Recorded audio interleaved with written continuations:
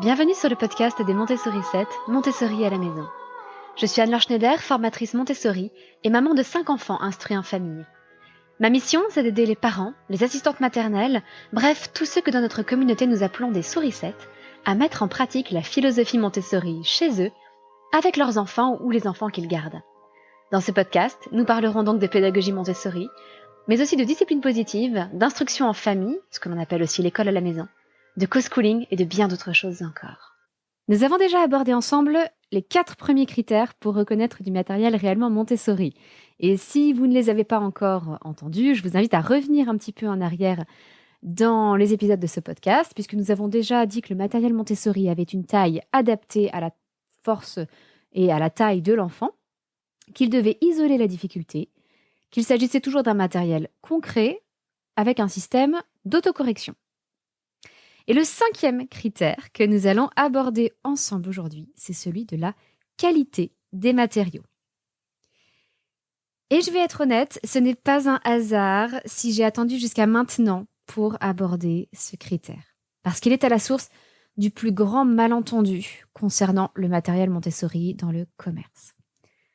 On a tellement l'habitude de voir du matériel Montessori en bois qu'on a tendance à faire l'association inverse. Si un jouet est en bois, on le présente comme un matériel Montessori. Et c'est totalement faux.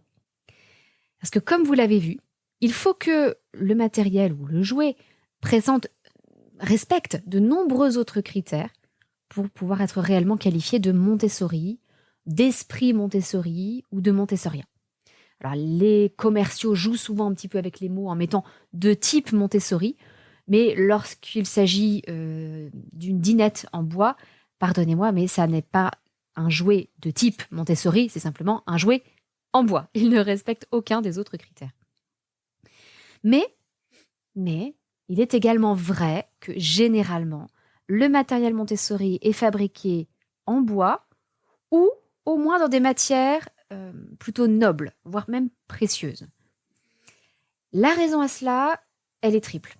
Premièrement, c'est parce que ça attire les enfants. Ça les incite à utiliser le matériel et donc à en tirer le meilleur parti.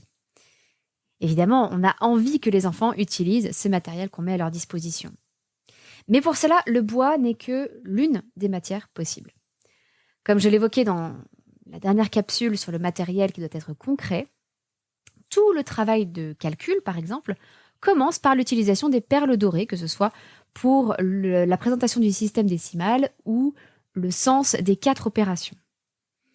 Alors, les perles sont parfois un petit peu plus orangées que dorées, mais elles donnent quand même cette même impression de valeur. On a le sentiment qu'il s'agit de quelque chose de précieux. Souvent, les enfants les trouvent belles. Et les enfants sont très naturellement attirés par les choses qui brillent ou qui ont des couleurs chatoyantes. C'est donc un très bon moyen de les inciter à manipuler le matériel. Et si on y réfléchit bien, je crois qu'on n'est d'ailleurs pas si différent que ça quand on voit notre réaction instinctive devant une voiture de luxe ou un beau bijou qui brille et qui est rutilant. Et ça, les fabricants de jouets l'ont d'ailleurs très bien compris. Sauf que pour ce côté brillant, ils ont tendance à utiliser beaucoup de plastique, ce qui est effectivement attractif, mais qui pose d'autres problèmes, comme nous allons le voir.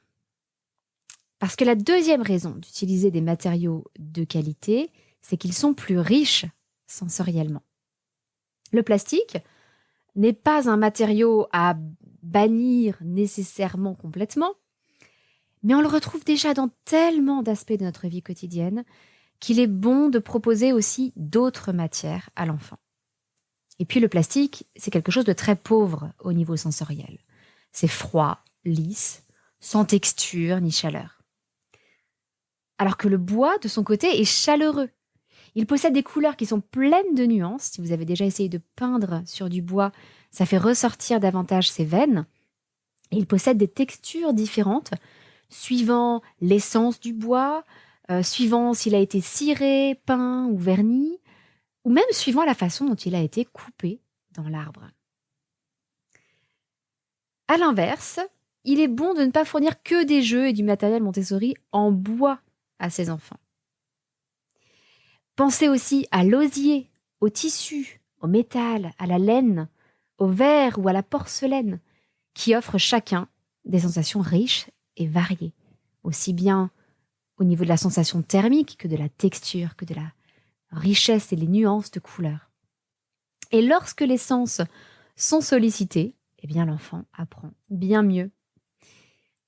Et puis la dernière raison, la troisième raison d'utiliser des matériaux de qualité, c'est que suivant les activités, il faut parfois utiliser du matériel qui peut se casser. Par exemple, pour le transvasement de graines d'un pichet dans un autre, qui est une activité de vie pratique classique, que l'on peut proposer dès 2 ans et demi, il est très important de ne pas utiliser des pichets en plastique. Pourquoi ? Parce que si l'on ne confie que des objets en plastique à l'enfant, il n'y a aucun risque qu'il se casse, mais du coup, aucune raison pour lui de faire particulièrement attention. Et je le sais, on est souvent un petit peu crispé quand il s'agit de confier de la vaisselle à des enfants.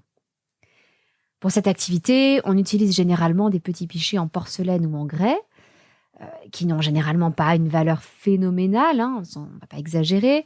On peut même souvent les trouver en brocante pour 1 euro, mais tout de même, on hésite un petit peu à confier des choses qui se cassent à des tout petits de 2 ans et demi. Eh bien, je vous invite à en faire l'expérience. Si vous confiez quelque chose qui se casse, qui est précieux, qui a l'air fragile à un tout petit et que vous lui dites « c'est fragile, il faut faire attention », généralement, vous remarquerez que l'enfant va redoubler de précautions par rapport à ce qu'il fait d'habitude. Il y a des exceptions, l'enfant peut être excité, mais c'est une généralité. En ce qui me concerne, j'ai présenté ce matériel des pichets avec des pichets en porcelaine à chacun de mes enfants dès l'âge de 2 ans et demi. Et si vous aviez pu les voir porter leur plateau en faisant extrêmement attention et se retrouver désolés si un pichet avait le malheur de se renverser sur le plateau, franchement, je pense que vous seriez agréablement surpris. Donc n'hésitez pas à en faire l'expérience chez vous, en confiant par exemple à un enfant juste une assiette ou un verre à apporter à table.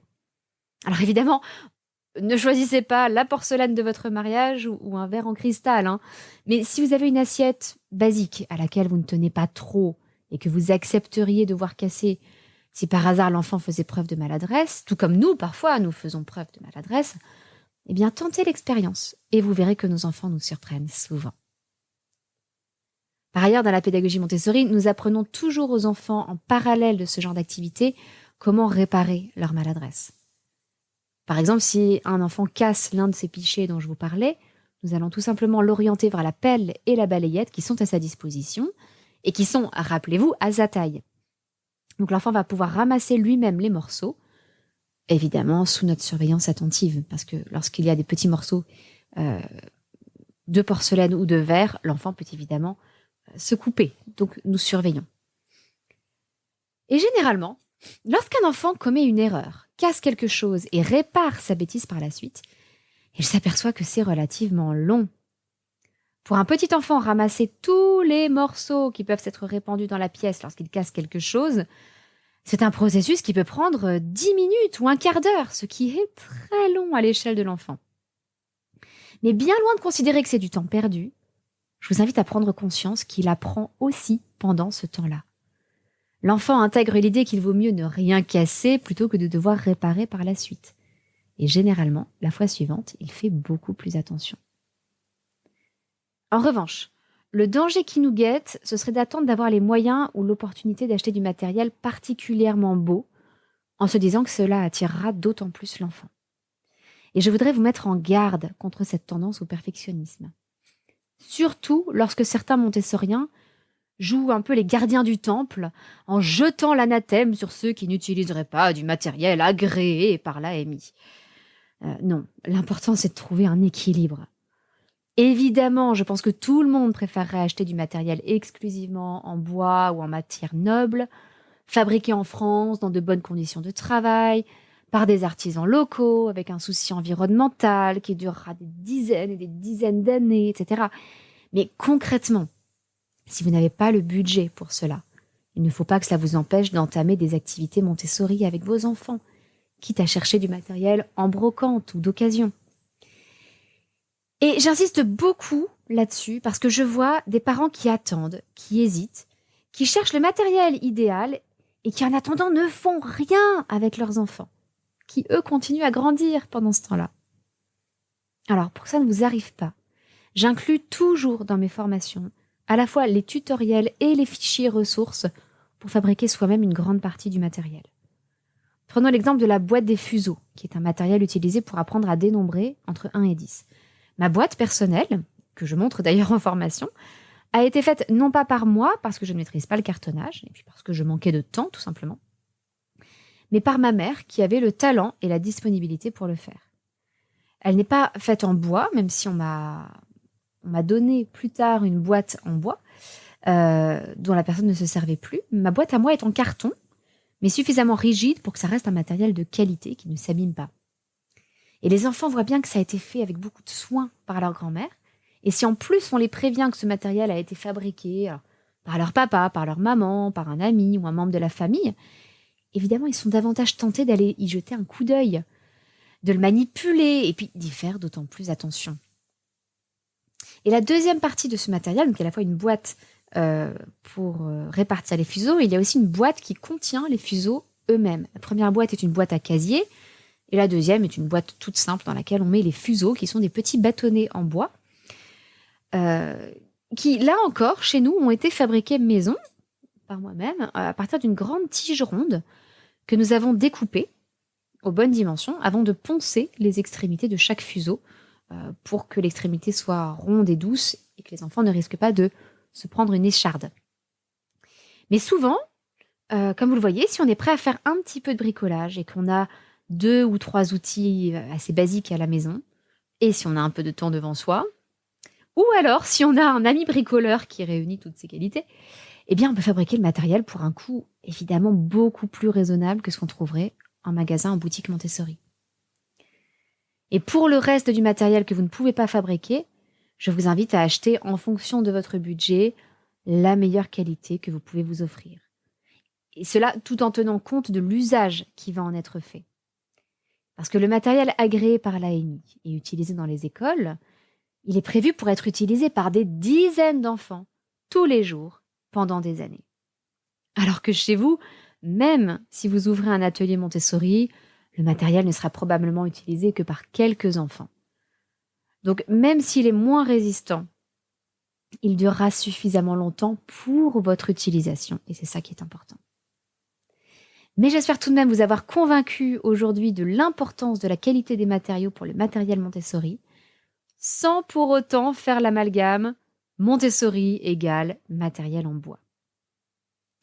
Ça me tient particulièrement à cœur, donc merci d'avoir été attentif à toutes ces nuances autour de la qualité du matériel. Et puis je vous donne rendez-vous demain, parce qu'il nous reste encore à aborder le tout dernier critère pour reconnaître du matériel Montessori. C'est la cohérence de l'ensemble du matériel. Donc à demain, votre petite sourisette, Anne-Laure.